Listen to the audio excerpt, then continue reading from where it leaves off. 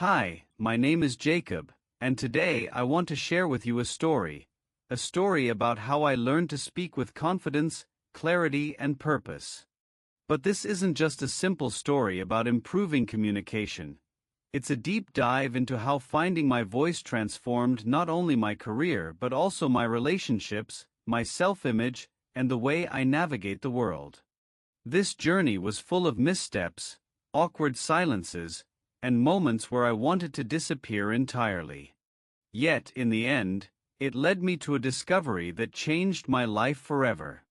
What I'm about to share is a blueprint for anyone who feels overwhelmed by speaking on the spot, struggles with public speaking anxiety, or just wants to communicate better in everyday life. So grab a cup of coffee, get comfortable, and let's embark on this journey together. We'll laugh, we'll learn, and by the end of it, I hope you'll feel empowered to take control of your own story and voice. Let me take you back to a time when speaking in front of others made me feel like I was drowning in a sea of my own thoughts. Every word felt like a desperate grasp for air, trying to surface, but sinking deeper into a swirl of incomplete ideas. It wasn't that I didn't have anything to say. In fact, my head was often bursting with ideas, stories, and details. The challenge was finding the right words at the right time and putting them together in a way that made sense. My thoughts would race faster than I could process them, like a pinball machine where each new idea bounced me in a different direction. I'd often start a sentence with one idea in mind, only to switch midway to another thought entirely. It felt like my brain was playing a game of rapid-fire associations, trying to connect too many dots at once. Imagine my internal dialogue going something like this: should I talk about the amazing street food in Thailand? Or maybe that breathtaking sunset I watched in Santorini? Wait, what about the unforgettable road trip through the Rocky Mountains? No. Maybe I should mention the vibrant nightlife in Tokyo. Each idea seemed perfect for a split second until the next one took over, creating an endless cycle of indecision. It was like being trapped in a loop, where each option felt better than the last, until it didn't. The result? A jumbled response that sounded more like a poorly planned travel itinerary, filled with mismatched destinations and no clear direction. The more I tried to bring my thoughts together, the more they scattered like leaves in a gust of wind. It wasn't just confusing for my listeners, it was exhausting for me. Every question felt like a mental marathon with no finish line in sight. This mental chaos was overwhelming.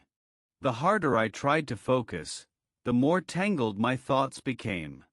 Imagine trying to unravel a ball of yarn with a timer ticking down, every second adding more pressure until even the simplest question felt like an impossible task. When someone asked me a question, my mind would immediately leap into panic mode, like a sprinter bolting off the starting block without any sense of direction. Instead of pausing to think and calmly organizing my response, I'd start talking right away, rambling through a series of incomplete thoughts, desperately trying to land on something coherent. Spoiler alert, the right words never magically appeared.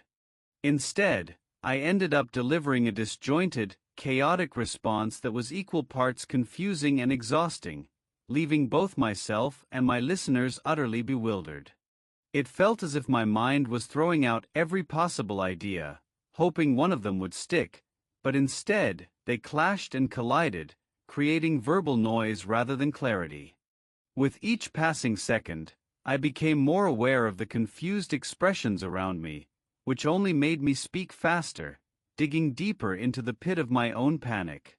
By the time I stopped, I'd forgotten what the original question even was. Worse, I knew I hadn't provided a meaningful answer, and that sense of failure would linger long after the conversation ended. Imagine being asked a seemingly simple question like, "What's your favorite place in the world?" Now, for most people, this question would be an opportunity to share a fond memory or talk about an adventure. For me, It felt like a test I wasn't prepared for. My mind would start racing in every direction at once. Do I talk about the amazing street food in Thailand? Or maybe that unforgettable night in Paris? But wait, what about the mountains in Canada? Instead of giving a clear answer, I'd panic and say something like, "Oh, well, I've been to a lot of places. I went to Saudi Arabia recently. It's great. Oh, and Mexico. Amazing food. The US is nice too. Yeah, I like that a lot." I could see the confusion on people's faces as they tried to follow my words, but I wasn't making it easy for them. My response was a mess of half-formed thoughts and unrelated memories. By the time I finished, even I wasn't sure what my point was. And that's when it hit me, I needed to change. I couldn't keep navigating conversations this way, lost, unsure, and constantly second-guessing myself. Something had to give. "Oh, well, I've been to a lot of places. I went to Saudi Arabia recently. It's great. Oh, and Mexico. Amazing food. The US is nice too. Yeah, I like that a lot." I could see the confusion on people's faces, their eyes darting around as they tried to piece together the tangled web of my words. They leaned in slightly at first, genuinely interested in what I had to say, but as my response grew more disjointed, their expressions shifted. Some furrowed their brows, trying to decode the string of unrelated thoughts. Others gave me polite nods, clearly lost but unwilling to embarrass me by asking for clarification. I was rambling, jumping from one thought to another like a runaway train without a destination. By the time I finally stopped, even I couldn't remember what question I was supposed to be answering. My heart sank as I realized how chaotic it must have sounded. It felt like I had taken them on a journey with no map and no clear endpoint. That's when it hit me, I needed to change, and not just in a small way. I needed a complete transformation in how I approached conversations, how I processed my thoughts, and how I delivered my words. It wasn't enough to stumble through each interaction, hoping for the best. I wanted to be the kind of person who spoke with clarity and confidence. Someone who left others feeling inspired or at least understanding my point.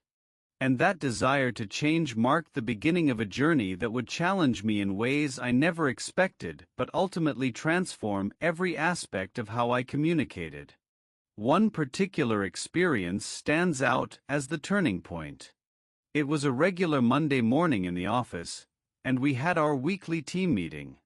The room was filled with the hum of colleagues chatting, the sound of laptops clicking, and the occasional clink of coffee cups.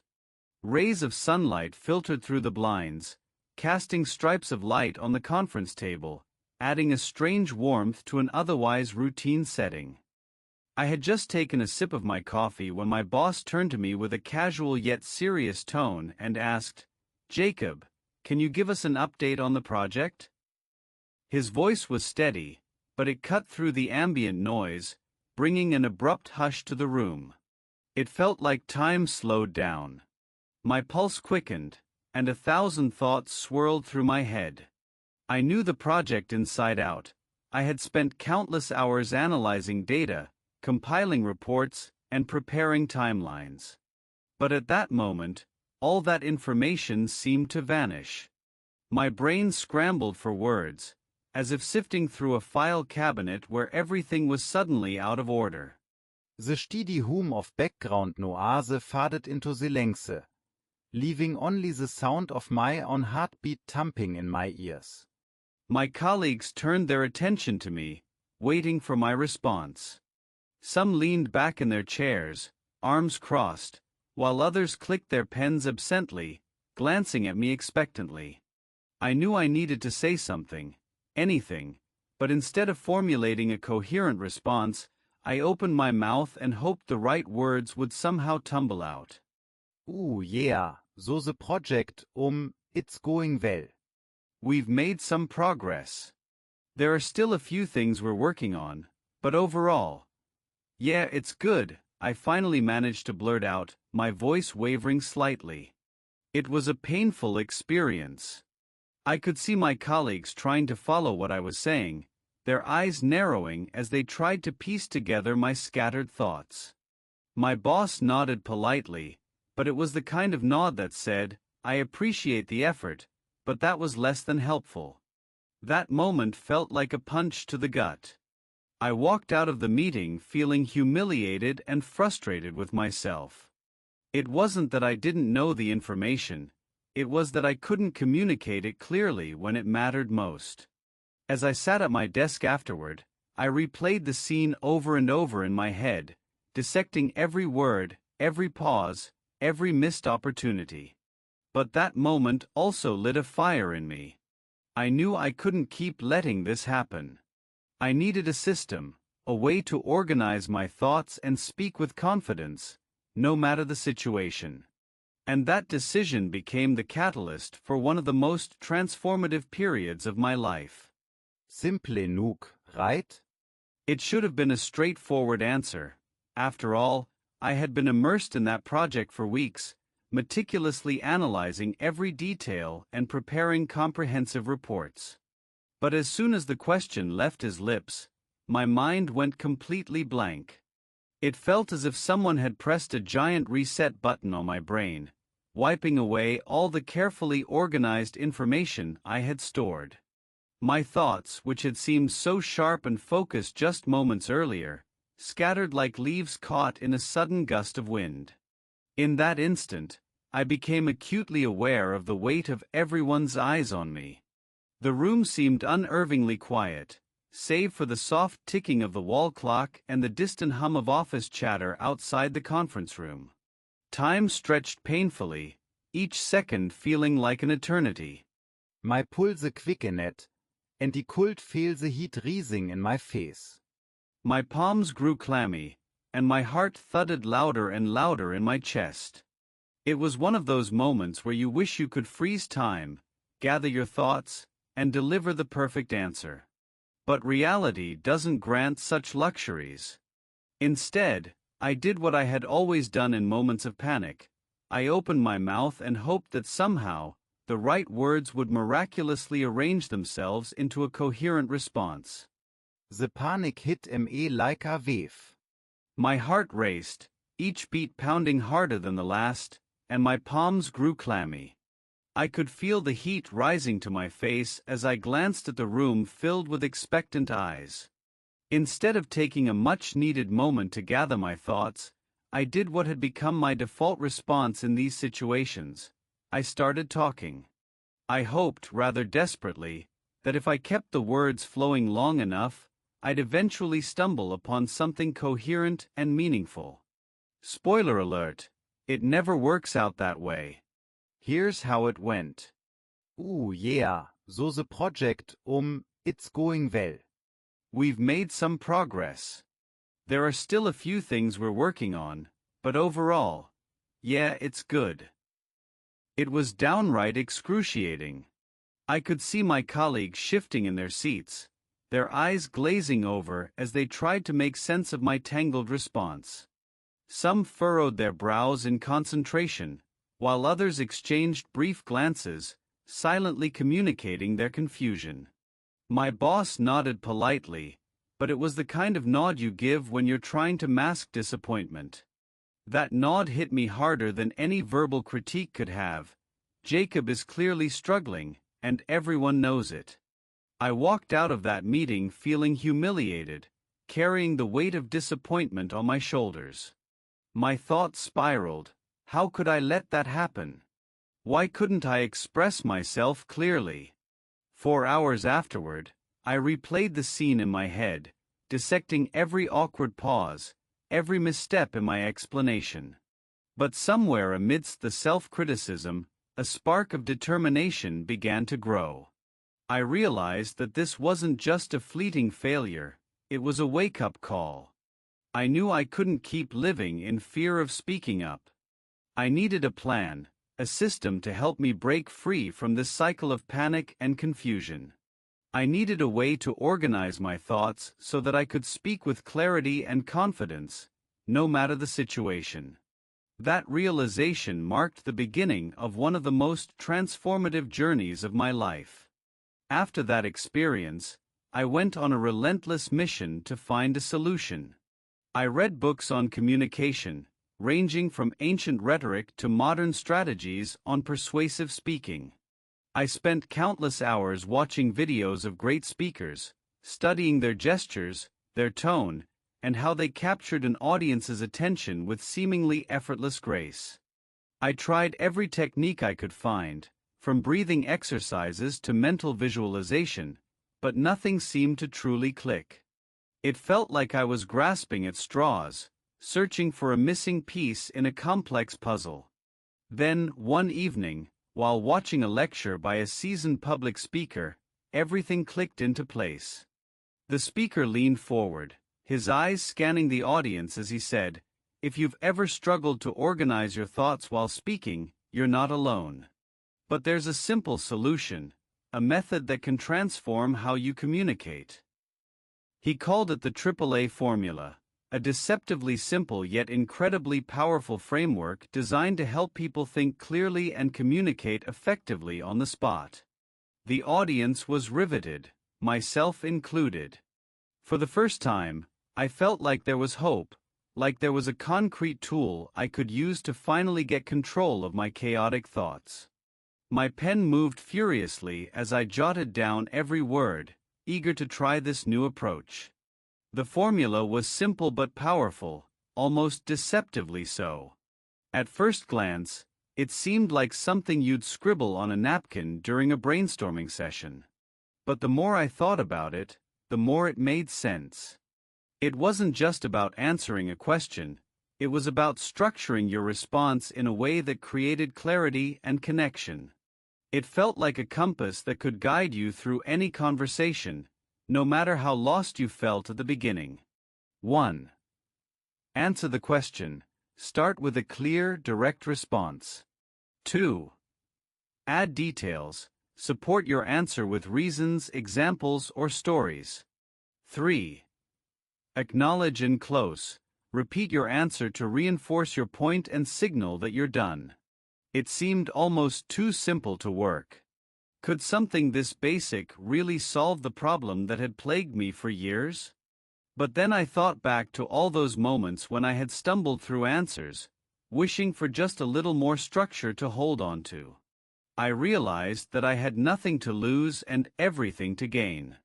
So I decided to give it a shot, not just once, but as an experiment I would commit to fully for the next few weeks. I promised myself I'd use the AAA formula every chance I got, whether it was in casual conversations, work meetings, or even answering random questions from friends. The next day, I had lunch with a colleague who casually asked me, "What's your favorite place in the world?"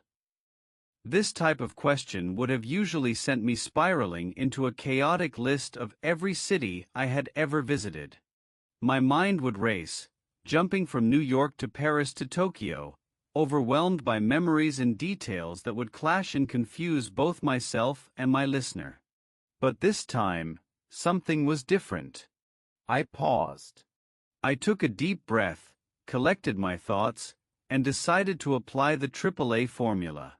1. Answer: my favorite place in the world is New York. 2.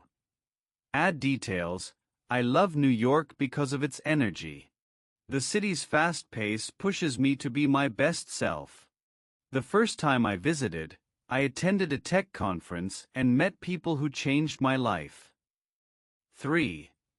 Acknowledge and close: so, that's why New York will always be my favorite place. To my surprise, my colleague smiled and said, "Wow, that's such a great story." That's when I knew I was on to something big.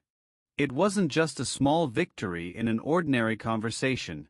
It felt like unlocking a secret that had been hidden in plain sight all along. For the first time in ages, I felt in control of my words, not the other way around. The AAA formula wasn't just a technique, It was a new way of thinking, a framework that could give every response clarity and purpose. My mind buzzed with possibilities. What if I could apply this to everything? Presentations, meetings, even interviews. I knew I had to push this further, test it in different scenarios, and see how far it could take me. One of the hardest lessons I had to learn was the power of pausing. At first, pausing felt like stepping off a cliff without knowing if there was a safety net below. I used to think that every second of silence was a spotlight shining on my uncertainty, leaving me vulnerable and exposed. The fear was almost physical. The longer the silence, the tighter my chest would feel, as though the listener's doubt grew with each passing second. But then, I started observing great speakers closely. I noticed something remarkable: people like Elon Musk, who sometimes paused for what felt like an eternity before answering a question. At first, I thought these pauses were due to uncertainty. But the more I watched, the more I realized these pauses weren't awkward at all. They were calculated, deliberate, and incredibly effective. They transformed each response into something weighty and thoughtful. Rather than losing the audience, these pauses drew them in, building suspense and commanding attention with an almost magnetic pull. It was as if every pause added gravity to their words, giving each statement more significance and impact. I realized that pausing wasn't a sign of uncertainty, it was a sign of confidence. It showed that you were thinking carefully about your answer, giving it weight and importance. Each second of silence acted like a punctuation mark, emphasizing the importance of what came next. Far from undermining your credibility, it invited people to lean in and pay closer attention, enhancing your presence and authority in the room. The pause became a tool, a way to own the conversation, take control of the tempo, and build anticipation for every word. I realized that pausing wasn't a sign of uncertainty, it was a sign of confidence. It showed that you were thinking carefully about your answer and gave each response a sense of importance. It was like giving yourself permission to breathe, reflect, and deliver something truly meaningful. So I started practicing it, not just once, but every chance I got. Whether it was in meetings, casual conversations, or even while answering random questions, I made a conscious effort to pause and collect my thoughts before speaking. At first, it felt strange, almost unnatural. But over time, it became second nature, a powerful tool that changed the way people responded to me. The first time I paused for 3 seconds before answering a question, it felt awkward, almost like time had slowed down, stretching each second into what felt like a minute. My mind kept urging me to fill the silence, but I resisted the urge. And then, something surprising happened. People leaned in, their eyes fixed on me with heightened interest. They weren't bored or confused, they were engaged, waiting for what I would say next. It was a subtle yet profound shift. For the first time, my words carried an unexpected weight. My answers felt more thoughtful, deliberate, and carefully crafted, not rushed or scattered. It was in that moment that I understood the power of silence. Of course, mastering the AAA formula didn't happen overnight. I had to practice, a lot. Here's how I did it. 1. Used a random question generator. Every morning, I'd practice answering random questions using the AAA formula. 2. Recorded myself. Listening to my own responses helped me catch bad habits like using filler words, you know. 3. Asked for feedback. My friends were brutally honest, but that's exactly what I needed. Little by little, I got better. Answering questions became second nature, almost like a reflex. My responses felt smoother, more deliberate, and even more engaging as I gained control over my delivery. I began to notice how people's reactions changed. There were more nods of understanding, thoughtful pauses before they replied, and more follow-up questions that turned simple exchanges into meaningful conversations. And the best part? I started enjoying it. What once felt like a high-pressure test had transformed into an exciting opportunity for self-expression and storytelling. Each conversation became a stage, a chance to refine my delivery, experiment with pacing, and weave in personal anecdotes that added color and depth to my responses. The more I practiced, the more natural it felt. I began viewing every question as a creative challenge, a puzzle waiting to be solved with the perfect combination of clarity and detail. Interactions that once filled me with dread now energized me. I reveled in the flow of conversation, finding joy in both speaking and listening. I played with different ways of framing my answers, adding humor here, an insightful analogy there, all while carefully observing how people reacted. These small adjustments added up, turning routine conversations into memorable exchanges. I no longer feared tough questions. I sought them out eagerly, as if each one were an opportunity to unlock a new level of self-awareness. Every interaction became a chance to sharpen my skills, test the boundaries of my creativity, and push my limits. It wasn't just about professional growth, it seeped into every aspect of my life. From casual conversations with friends to impromptu discussions with strangers, I found myself thriving on the unpredictability of each encounter. I learned to adapt, to listen deeply, and to respond with authenticity, turning even the simplest moments into powerful experiences of connection and self-expression. Then came the real test, a speaking opportunity at a business conference that felt like the culmination of everything I'd been working toward. I was invited to be on a panel about entrepreneurship, seated alongside accomplished industry leaders. It was the kind of opportunity one had dreamed of for years, but also the kind of moment that could easily turn into a nightmare if I wasn't careful. The stakes felt higher than ever. What if I froze in front of this influential crowd? What if my words came out in a chaotic jumble, leaving me red-faced and humiliated? What if he wasted this rare chance to make an impression? But this time, I was ready.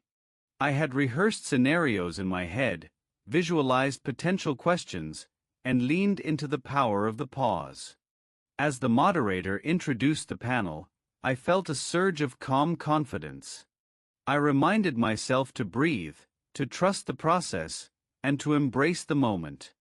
When the first question came my way, I didn't rush to answer. Instead, I smiled, gave myself a moment to collect my thoughts, and began with a clear and deliberate response, guided by the structure I had practiced so many times before. I paused before answering each question, giving myself a few moments to reflect and breathe. I used the AAA formula to organize my responses, starting with a clear and concise answer. I then added layers of context and detail, weaving in personal stories and relatable anecdotes to illustrate my points and keep the audience engaged. Each story connected back to the core message, creating a narrative that felt both structured and authentic. And you know what? It worked far better than I could have imagined. The audience leaned in with genuine interest, nodding along as I spoke. There were moments of laughter when I shared a light-hearted anecdote and thoughtful silence as I reflected on more serious points. By the time the panel wrapped up, I felt like I had not only survived but thrived. After the panel, several people came up to me and said, "Jacob, your answers were so clear and relatable. I could really see myself in the stories you shared." Another participant added, "The way you broke down each response was inspiring. It made everything feel approachable and practical." Hearing these words felt like validation of all the hard work and countless hours I had put into improving my communication skills. The AAA formula isn't just for answering questions, it's also perfect for asking them. Asking the right questions is an art, and when done well, it can open doors to deeper conversations, greater insights, and meaningful connections. If you want to sound intelligent, your questions need to be clear, purposeful, and framed in a way that invites thoughtful responses. Here's how I learned to craft better questions. 1. Ask the question clearly: how can I improve my public speaking skills? 2. Add context: I ask because I felt nervous during my last presentation and want to feel more confident next time. 3. Specify what you need. What techniques would you recommend to stay calm and confident on stage? If there's one thing I've learned from this journey, it's that speaking confidently is a skill that isn't reserved for a select few. It's something anyone can develop with consistent effort and the right tools. Whether you're an introvert, an extrovert who second-guesses every word, or someone for whom English is a second language, it doesn't matter. What matters is your willingness to practice, learn from your mistakes, and keep pushing forward. Failure isn't the end, it's simply part of the process. All it takes is practice, patience, and the right strategy. Think of every question as a doorway to a new opportunity, a chance to connect, express yourself, and showcase your unique perspective. So, the next time you're asked a question on the spot, don't rush. Pause, breathe, and trust in your ability to navigate the moment with confidence. Remember: 1. Answer the question. 2. Add details. 3. Acknowledge and close. And don't be afraid to pause, reflect, and organize your thoughts before you speak. Pausing gives you clarity, allowing your mind to process the question fully. Reflection polishes your message, ensuring it resonates with your audience. Organization brings everything together into a cohesive response that feels deliberate and powerful. Trust me, each step enhances your impact and leaves a lasting impression. It's always worth it. Thank you for listening to my story. I hope it inspires you to find your own voice and speak with confidence, no matter the situation. Remember, you have something valuable to say. Så teka det brit, organize your Zukunft, and let the world hear your story. If you found this helpful, don't forget to like this video, subscribe to the channel, and share it with friends who want to improve their English communication skills. Together, we can build a stronger vocabulary and learn to speak English more professionally. See you in the next video.